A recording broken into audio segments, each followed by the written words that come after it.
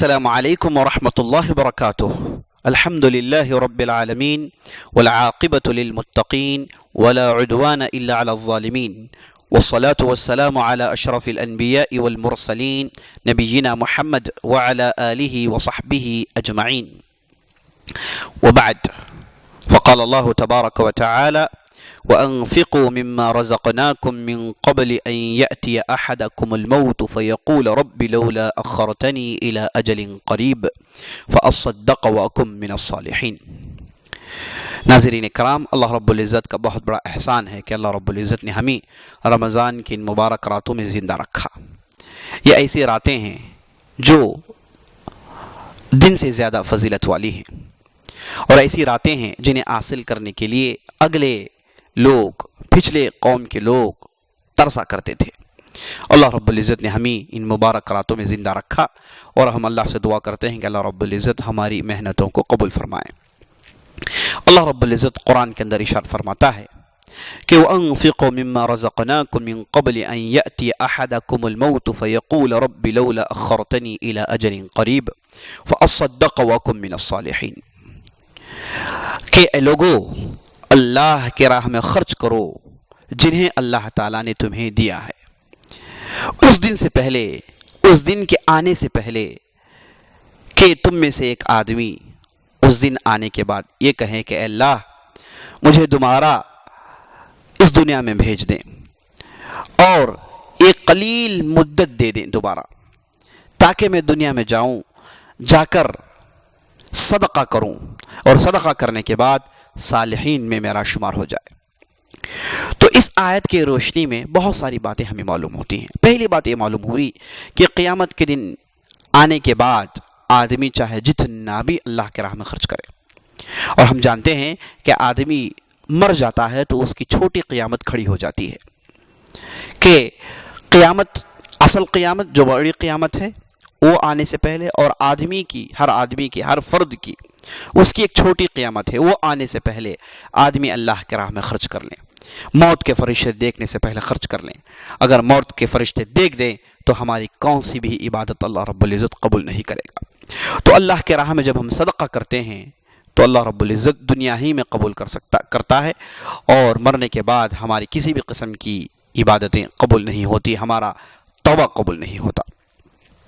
تو اس آیت کے روشنی میں ہمیں جو بات معلوم ہونی چاہیے کہ یہ کہ اس آیت کے اندر اللہ نے کہا کہ جب موت آ جائے تو وہ آدمی اللہ رب العزت سے التجا کرے گا کہ اللہ، مجھے قلیل مدت دے دیں تاکہ زمین میں جاؤں، جا کر کیا کروں؟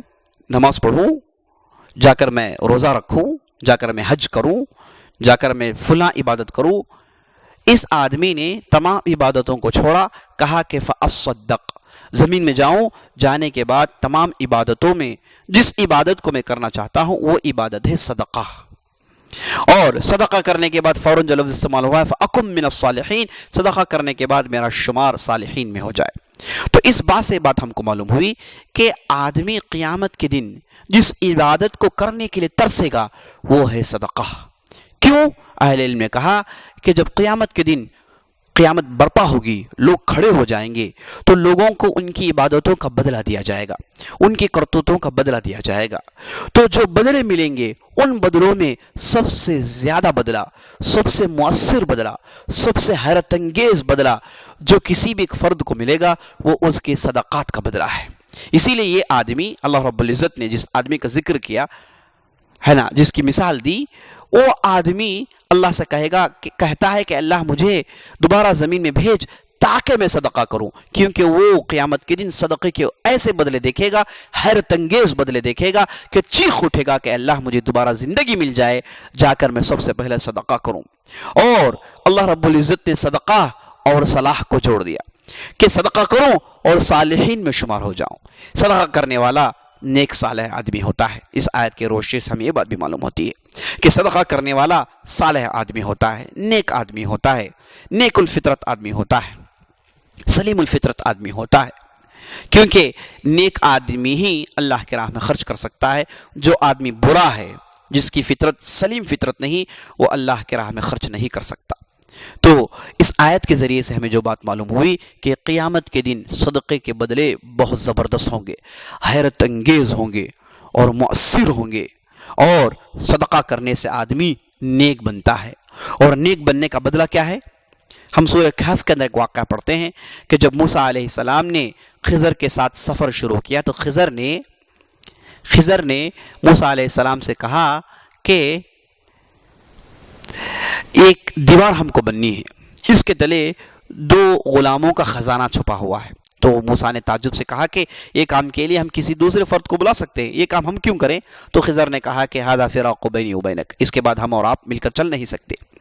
تو مفسرین کہتے ہیں کہ یہ جو 2 بچوں کا ذکر آیا جن کا خزانہ اس دیوار کے نیچے دبا ہوا تھا، اصل میں اللہ رب العزت نے خضر کو بھیجا تاکہ وہاں پر ایک دیوار بن دی جائے اور وہ خزانے کی حفاظت ہو، اور وہ بچے اس کے غلاموں، وہ جو 2 غلامین یتیمین، جو 2 یتیم غلام تھے، ان کے بچے آئیں اور آ کر اس خزانے سے استفادہ کریں۔ یہ تمام کچھ ان 2 بچوں کے خزانے کی حفاظت خضر اور موسیٰ کے ذریعے سے، اور اس کے لیے سفر کرنا اور اس کے لیے مشقت اٹھانا، اور نبی اور ایک اللہ کا ولی دونوں مل کر یہ خزانے کی حفاظت کرنا کوئی معمولی چیز نہیں۔ یہ سب کچھ ان بچوں کے مال کی حفاظت کے لیے اللہ نے کیوں کیا؟ قرآن ہی میں کہا گیا وَكَانَ أَبُوهُمَا صَالِحًا، یہ 2 غلام کا جو باپ تھا بڑا نیک آدمی تھا، صالح آدمی تھا۔ تو جو صالح ہوتے ہیں ان کی صلاح کا بدلہ ان کے بچوں میں اترتا ہے۔ نیک لوگوں کے بچے نیک ہوتے ہیں۔ ہر آدمی کی نیکی بیکار نہیں جاتی۔ اگر وہ اپنی زندگی میں اس کا اثر نہیں دیکھتا تو کم از کم اپنے آنے والے نسل میں اس کا اثر وہ دیکھتا ہے۔ تو سبحان اللہ، تو صدقہ کرنے کے ساتھ ساتھ آدمی نیک بن جاتا ہے، اور جب آدمی نیک بن جاتا ہے تو اللہ رب العزت اس کی بھی حفاظت کرتا ہے، اس کی نسل کی بھی حفاظت کرتا ہے، اور اس کی نسل میں ایمان، علم اور اللہ کی راہ میں خرچ کرنے کا مادہ پیدا کر دیتا ہے۔ تو اس آیت کے ذریعے سے ہم کو جو بات معلوم ہوئی کہ قیامت کے دن صدقے کا زبردست اثر دیکھنے کو ملے گا، اور آپ صلی اللہ علیہ وسلم نے اپنی حدیثوں میں اس تعلق سے بہت کچھ کہا۔ ہم دیکھتے ہیں کہ آپ صلی اللہ علیہ وسلم ایک مرتبہ جب صدقے کا اعلان کیا کہ لوگ اپنے پاس جو بھی مال ہے اللہ کی راہ میں لائیں، تو ایک صحابی گئے، جا کر انہوں نے ایک اونٹنی حاضر کر ڈالی۔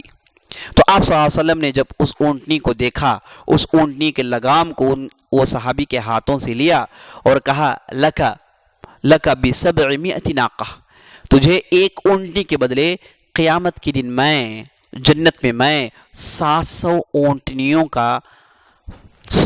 اونٹنیوں کی گارنٹی دیتا ہوں۔ یعنی تم نے ایک دیا، اس کے بدلے 700 کی میں گارنٹی دیتا ہوں۔ سبحان اللہ، آپ دنیا میں صدقہ کریں، اس کا اجر قیامت کے دن زبردست ملنے والا ہے، زبردست ملنے والا ہے۔ اسی لیے ہم صحابہ میں دیکھتے ہیں کہ اللہ کی راہ میں خرچ کرنے کے لیے ہمیشہ آگے ہوتے تھے، اور عثمان رضی اللہ عنہ کی مثال ہمارے سامنے زندہ ہے۔ جب مہاجرین ہجرت کر کے مدینہ پہنچے، مسلمان مدینے میں تھے، پانی کی قحط سالی آئی تو ایک کنواں تھا جس کا نام بیر روما، ایک یہودی کا کنواں تھا۔ لوگ مسلمان پانی پینے کے لیے تڑپتے تھے کیونکہ وہ یہودی پانی بڑے خطیر رقم میں بیچا کرتا تھا۔ تو نبی صلی اللہ علیہ وسلم نے ایک مرتبہ اعلان کیا کہ کون ہے جو اس کنویں کو خریدے اور اللہ کے لیے وقف کریں، اللہ کے لیے وقف کریں، اور میں اسے جنت میں ایک کنویں کی گارنٹی دیتا ہوں، جنت میں ایک کنویں کی ضمانت میں دیتا ہوں۔ تو جیسے ہی جنت میں ضمانت کی بات آئی تو عثمان رضی اللہ عنہ بے قرار ہوئے، فوراً گئے، جا کر اس یہودی سے گفتگو کرنی شروع کی، کہا کہ تم کس قیمت میں یہ کنواں بیچنے کے لیے تیار ہو؟ تو اصل میں عثمان رضی اللہ عنہ نے کہا کہ مجھے پورا کنواں نہیں چاہیے، آدھا کنواں مجھے بیچ دو، آدھا ہم استعمال کریں گے، آدھا تم استعمال کرنا۔ تو یہودی نے کہا کہ ٹھیک ہے، مانا آدھے سے مراد یہ کہ ایک دن ہم استعمال کریں گے، ایک دن تم استعمال کر لینا۔ تو یہودی نے کہا کہ اگر یہ ٹرانزیکشن ہے تو مجھے 12,000 درہم چاہیے۔ تو عثمان رضی اللہ عنہ نے کہا کہ ٹھیک ہے، چل لے لو۔ 12,000 درہم عثمان رضی اللہ عنہ نے اس کنویں کے بدلے دیا اور خریدا، کہا کہ یہ اللہ کے لیے وقف ہے۔ تو ہوا یہ کہ ایک دن یہودی پانی اٹھاتا تھا اور ایک دن مسلمان پانی اٹھاتے تھے، اور جب مسلمان کا موقع آتا تو مسلمان خوب پانی اٹھاتے تھے، جس سے یہودی کو تکلیف ہونی شروع ہو گئی، پریشانی ہونی شروع ہو گئی۔ تو یہودی خود آگے بڑھا، کہا کہ یہ ایک دن بھی لے لو، یہ جو آدھا حصہ ہے یہ بھی تم لے لو، میں 8,000 درہم میں دینے کے لیے تیار ہوں۔ تو عثمان رضی اللہ عنہ نے 8,000 درہم دیے اور اس کنویں کو خرید لیا۔ تو 20,000 درہم میں عثمان رضی اللہ عنہ نے بیر روما کو خریدا اور مسلمانوں کے لیے وقف کیا، اور نبی صلی اللہ علیہ وسلم نے بے تابی کے عالم میں، نبی صلی اللہ علیہ وسلم نے خوشی و مسرت کے عالم میں کہا کہ ما ضر عثمان بعد اليوم شیء، عثمان کو آج کے بعد چاہے جیسا بھی عمل کرے کوئی عمل اسے نقصان پہنچانے والا نہیں ہے۔